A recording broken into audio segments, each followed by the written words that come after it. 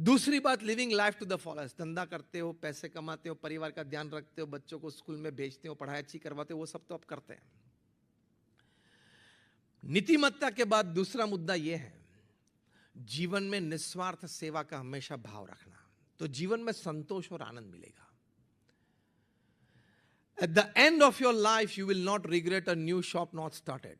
कोई पार्ला में है, कोई कांदीवली में आपकी गिफ्ट शॉप चल रही है, और एक दो शॉप करनी आप पुरुषार्थ करते हो, आपने की, और एक करनी आप नहीं कर पाए अलग शायद, तो जीवन में अंत में वो रिग्रेट्स आपको नहीं रहेंगे कि I did like 3 shops in the city of Mumbai, I wanted a 4th one, I could not make it.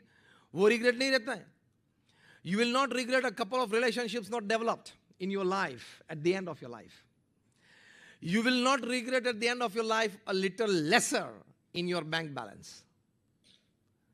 What you will regret is, आपको पश्चाताप ये होगा कि भगवान ने मुझे सामान्य मनुष्य से कुछ ज्यादा तो जरूर दिया था। जो हम बैठे हैं सभी इस बात से सहमत हैं? भगवान ने हम सभी को सामान्य मनुष्य से कुछ ज्यादा तो जरूर दिया है।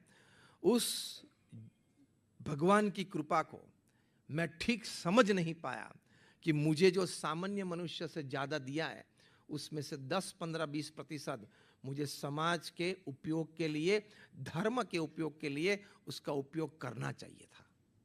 You will regret that I spent the whole life for myself. I should have contributed something to the society. संतोष और शांति कंट्रीब्यूशन में है। पूरा दिन हम कंपटीशन में बिताते हैं, हाँ या ना? पूरा दिन कंपटीशन में बिताते हैं, थोड़ा समय कंट्रीब्यूशन में बिताना भी जरूरी है। दिया हुआ कम नहीं होता है, इकट्ठा किया हुआ कम जरूर हो जाता है।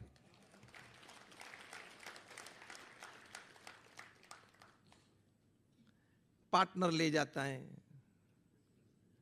बीवी डिवोर्स लेके चली जाती है तो वो आधा ले जाती है। इकट्ठा किया हुआ चोर चोरी कर लेता है, इकट्ठा किया हुआ शायद आपके पास से जा सकता है। दिया हुआ आपके पास, जिन्होंने लिया उसके पास, दोनों के पास रहता है। उसके पास जो आपने दिया वो रहता है, आपके पास दिया उसकी वजह से जो आनंद शांति मिली वो रहती है।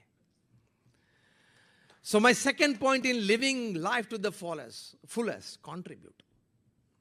हम कर सकते हैं। How many of you really believe that wherever I am, I can contribute in some way to the society? हाथ ऊंचा करें। हम सब कर सकते हैं। कोरोना के दौरान बहुत सारे प्रसंग बने, उसमें से सबसे ज्यादा प्रसंग जो मुझे छू गया है वो तमिलनाडु की मादुराई की एक लड़की 13 साल की, उसका नाम सी नेत्रा। प्रथम लॉकडाउन जब जाहिर हुआ, that was in the month of April in 2020, तब तमिलनाडु से सभी वर्कर्स वापस अपने अपने राज्यों में जाते थे और इस उत्तर प्रदेश बिहार में। कहीं के पास पहनने के लिए पैर में कुछ नहीं था, जो भी घर का सामान ले पाए कंधे पे लिया, भूखे चल रहे थे। ये 13 साल की लड़की को लगा कि इन लोगों की मुझे सेवा करनी चाहिए। She was very bright in her academics. So उनके पिताजी तो सामान्य बारवर थे, उनका नाम सी मोहनदास। 5 लाख की डिपॉजिट रखी थी बच्ची को पढ़ाने के लिए, क्योंकि ये छोटी लड़की की इच्छा थी मुझे यूपीएससी क्लियर करनी है और पब्लिक सर्विसेज में जाना है। The little girl approaches her father and said, पिताजी ये 5 लाख रुपए रखें, मेरी इच्छा है कि उनका हम ये गेहूं वगैरह लाएं, हम सब मोहल्ले की सब स्त्रियां को इकट्ठा करके फूड पैकेट्स बनाएं और सभी को फूड पैकेट्स दें। पिताजी के आंख में आंसू आ गए, लेकिन लगा कि मेरी एक ही लड़की है, उसकी ये भावना है और इस प्रकार के संजोग परिस्थिति है, चलते हैं करते हैं। किया और सभी को फूड पैकेट्स बांट दिए। 5 लाख रुपए पूरे हो गए। समझ सकते हैं कि एक बार्बर जो एक सलून चला रहा है, उनके लिए 5 लाख रुपया मतलब एक for his life, for the future of his daughter, ये एक ही राशि थी, उसको खर्च कर देना बड़ी बात होती है। लेकिन ये कुछ लोकल न्यूज़पेपर में छपा, रिफ्लेक्ट होते होते पीएम मोदी तक पहुंची। पीएम मोदी ने ये बात मन की बात में ली। उस लड़की का फोटो भी मन की बात में आया।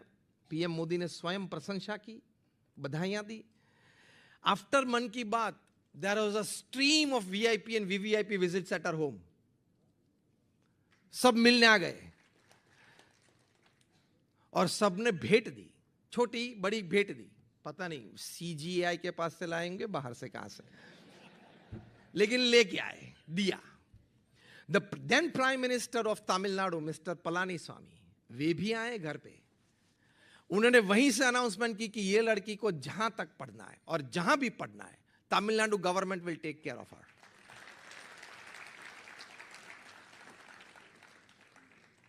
ये अनाउंसमेंट की। अब ये भी लोकल न्यूज़पेपर्स में छपा, मन की बात भी में ये बात आई, तो रिफ्लेक्ट होती होती ये बात यूनाइटेड नेशंस में गई। तो यूनाइटेड नेशंस के साउथ एशिया रिप्रेजेंटेटिव जो दिल्ली में बैठते हैं, वे दौड़ के मदुरई आए, वो लड़की को मिले, उनके मुख से ये बातें सुनी।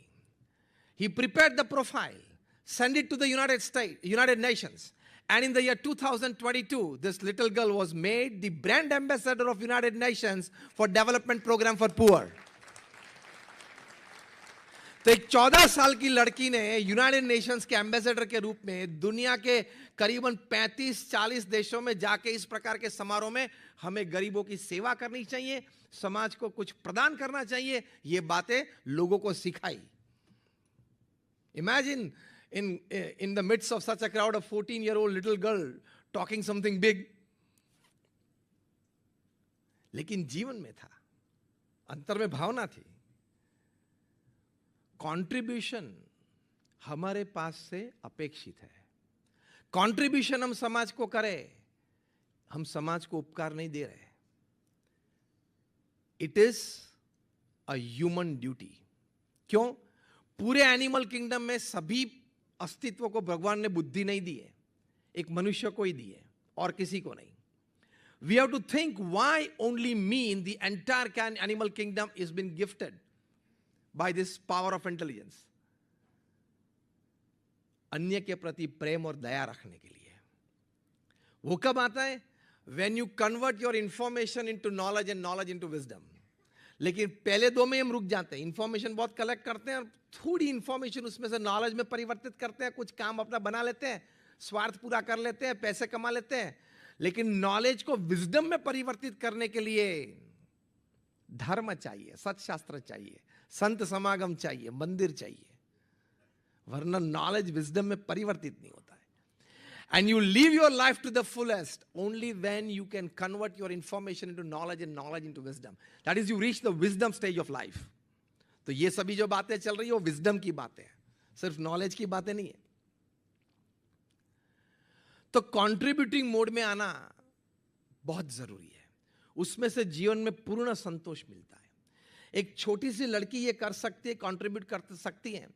हम और कुछ ना करें तो कोई एनजीओ के साथ जुड़ के हफ्ते में 2 घंटा कुछ सेवा तो दे सकते हैं कि नहीं? That is living your life to the fullest, selfless contribution to the society. Imagine if every person upon this earth, if it decides, if he or she, that decide to contribute just 2 hours in a week as selfless service with any cause that is close to their heart, the world can become heaven, isn't it? Hayana, it can. तो ये जरूरी है, और इससे आपको physical, mental, emotional सभी प्रकार के लाभ होते हैं। अभी अमेरिका में सर्वे हुआ था, डू गुड लिव वेल। सर्वे का नाम क्या था? Do good live well. 10,000 लोगों पे सर्वे चला 10 साल तक। 2 ग्रुप बनाए थे। एक ग्रुप था ग्रुप ए, जो सेवा करने वाले थे, वॉलंटियर्स थे, तन मन धन से कुछ कंट्रीब्यूट कर रहे थे समाज को। दूसरा ग्रुप था 5,000 का, वो कंट्रीब्यूट करने वाले नहीं थे। ठीक है, अपनी अपनी आइडियोलॉजी से लोग जीते हैं, कोई दिक्कत नहीं है। 10 साल तक सर्वे चला। 10 साल के बाद कंक्लूजन रिपोर्ट में लिखा, you can go on Google tonight and read this. Survey में यह लिखा कि जो लोग वॉलंटियर्स थे, सेवा करने वाले थे, समाज को कुछ निस्वार्थ भाव से दे रहे थे, they had lesser pills to take and fewer hospital visits in life. लाभ हाँ या ना? फर्स्ट फिजिकल लाभ हुआ कि नहीं?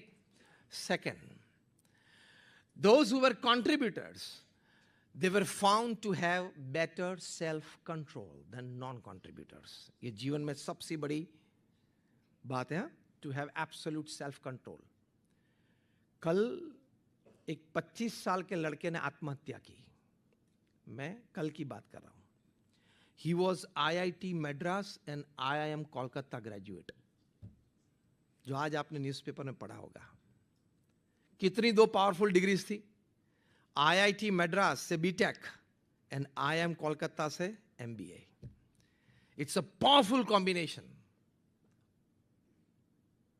Techno management degree is a very powerful combination. That too from such institutes, world-class institutes. 25 साल का लड़का. वर्क प्रेशर हैंडल नहीं कर पाया. He committed suicide. मतलब सेल्फ कंट्रोल नहीं था. तो लाइफ ने उनको बहुत बड़ी भेंट दी थी. IIT Madras and IIM Kolkata, combination of that is a dream for any person, any student upon this earth. तो ये लाइफ ने उसको दिया था. ये होने के बावजूद भी उन्होंने सुसाइड किया. क्यों? सेल्फ कंट्रोल नहीं रख पाए. क्यों नहीं रख पाए? इस बारे में कभी सोचा नहीं था.